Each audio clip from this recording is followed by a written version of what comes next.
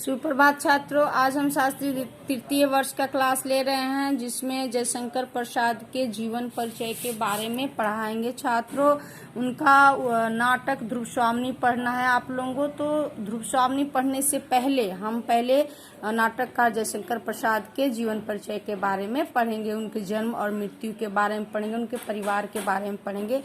उसके बाद छात्रों आगे हम आप लोगों को उनके प्रारंभिक शिक्षा के बारे में बताएंगे, उनकी रचनाओं के बारे में बताएंगे। लेकिन आज छात्रों हम आप लोगों को जीवन परिचय के बारे में बता रहे हैं। जयशंकर प्रसाद छायावाद के उन 4 स्तंभों में प्रमुख स्थान रखते हैं जिनमें सुमित्रानंदन पंत, निराला तथा महादेवी वर्मा का स्थान है।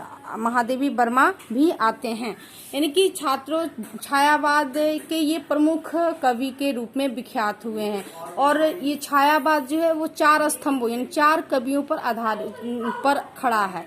इन्हें कहा जाता है ना कि किसी भी घर को खड़ा करने के लिए एक स्तंभ होना चाहिए। तो बिल्कुल उसी तरह छायावाद जो है वो एक इन 4 कवियों का स्तंभ, ये 4 कवि जो थे वो छायावाद के स्तंभ रहे हैं, जिनमें जयशंकर प्रसाद का अपना अलग स्थान उस 4 कवियों में रखते हैं।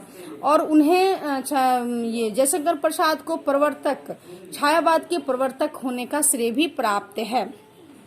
प्रसाद जी को सौंदर्य और प्रेम के कवि के रूप में भी हम देखते हैं। ठीक है छात्रों, जयशंकर प्रसाद का जन्म काशी के एक संपन्न वैश्य और प्रतिष्ठित परिवार में 30 जनवरी 1889 ईस्वी में हुआ था, है ना। इनका परिवार सुघनी साहू के नाम से प्रसिद्ध था।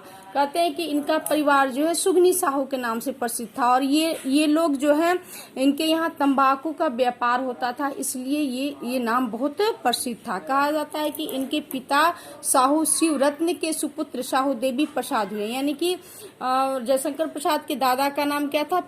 साहू शिवरत्न, और उनके पिता का नाम देवी प्रसाद था। जयशंकर प्रसाद के पिता का नाम देवी प्रसाद था और उन्हीं के यहाँ इनका जन्म हुआ। ठीक है, और ये अपने पिता के छोटे पुत्र हुए, कनिष्क हुए, मतलब छोटे पुत्र हुए। और इनके बड़े भाई का नाम शंभू रत्न था छात्रों। ठीक है, तो ये इनके परिवार में ये ऐसा देखा गया कि बचपन से ही वैसा माहौल मिला जो इनको कवि बनने में बहुत सहायक हुआ। प्रसाद जी का परिवार तत्कालीन साहित्य, संगीत और सांस्कृतिक कार्यक्रमों के लिए विख्यात था। हमेशा उनके यहाँ साहित्यिक गोष्ठियां हुआ करती थी, जिसके कारण बचपन में प्रसाद जी के कवि हृदय को प्रेरित किया, है ना छात्रों। वो माहौल ही उनको बचपन से मिला हुआ था, जिसके कारण वो एक कवि के रूप में बहुत विख्यात हुए।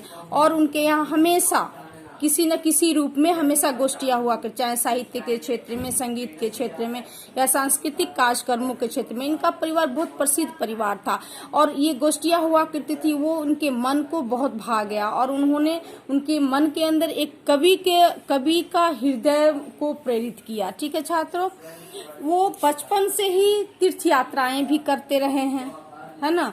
और करने का ये फायदा ये हुआ कि उन्होंने विभिन्न जगहों के प्राकृतिक दृश्य को, सौंदर्य को देखा और वो धार्मिक संस्कृति को देखा जो उनके मन को प्रभावित किया। और यह प्रभाव उनके रचना चित्रा से लेकर हम कमानी तक की रचनाओं में देख सकते हैं छात्रों, है ना। ये प्राकृतिक जो सौंदर्य है, प्राकृतिक जो दृश्य है, वो इनके मन को इतना भा गया छात्रों कि उन्हें एक से एक रचना करने में सहायक सिद्ध हुई है। जिसमें चित्रा से लेकर कमानी तक, कमानी उनकी बहुत महाकाव्य है जो उन्हें बहुत प्रसिद्धि दिलाई है। ठीक है, तो उन्होंने इस रूप में उन्होंने अपने जीवन को प्राप्त किया है।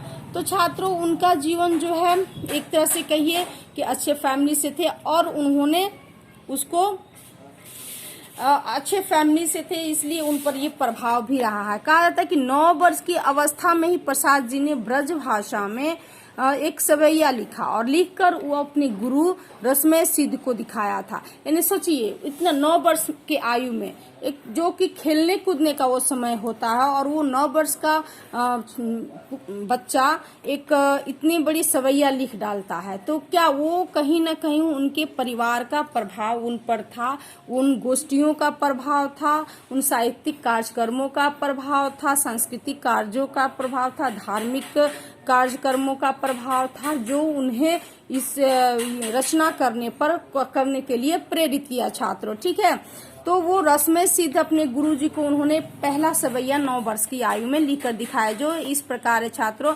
हारे सुरेश रमेश धनेश गणेश हुशेष न पावत पारे, पार है कोटिक पातंग की पूंज, कलाधार ताहि छीनो बिच तारे, तारेन की गिनती सम नाही, सुकित तेरे प्रभु पापी बिचारे, चारे चले न बीरन चही के, जे दयालु हमें शंकर नेकु निहारे। यानी कि इन 4 पंक्तियों के सवैया लिखकर उन्होंने ये सिद्ध कर दिया कि आने वाले समय में वो एक बहुत बड़े कवि होंगे, काव्य रचनाकार होंगे। और छात्रों आप लोग को बता दे कि उन्होंने एक ही क्षेत्र, सिर्फ काव्य के क्षेत्र में ही रचनाएं उन्होंने नहीं की, उन्होंने कविताएं तो लिखी, साथ ही नाटक भी लिखे और वो नाटक एक से एक ऐतिहासिक नाटक लिखे जो कि बहुत प्रसिद्धि पाई हुई है।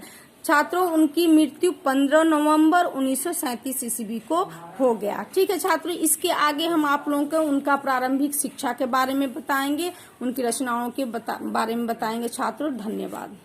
ठीक है।